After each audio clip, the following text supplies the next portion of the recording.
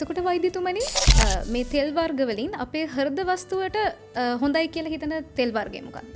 මෙහෙමයි පළවෙනි කතාව කියන්න ඕනේ හෘදය වස්තුවේ සෞඛ්‍ය ආරක්ෂිතව හෘදය වස්තුව පරිස්සම් කරගන්න නම් තෙල් වර්ග භාවිතය අඩු කරන්න ඕනේ. එතකොට මොකද තෙල් වර්ග ගොඩක් කාලා හෘදය වස්තුව පරිස්සම් කරගන්න පුළුවන් කියන එක ටිකක් ප්‍රශ්නසහගතයි.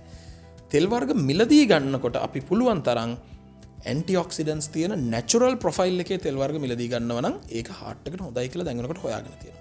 අපි කියනවා long chain fatty acids. එහෙම නැත්නම් මේක අර කාබන් ප්‍රොෆයිල් එක වැඩි ඒවා. ගත්තොත් ඒක හાર્ට් එකට සහ අක්මාවට නරකයි කියලා කියනවා.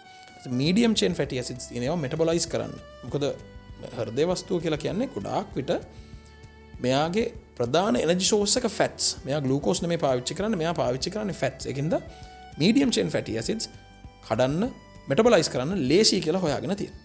එතකොට අපි පොල් තෙල් ගැන කතා කරොත් ඉස්සර ගොඩාක් කිව්වා මේ හાર્ට් එකට පොල් තෙල් නරකයි, පොල් තෙල් කෑවොත් heart attack හැදෙනවා කියලා. එතකොට මං කිව්වාගේ හෘදය වස්තුව වැඩ කරන්න ඇඟේ තෙල් රැම් ප්‍රමාණයක් තියෙන්න එපයි.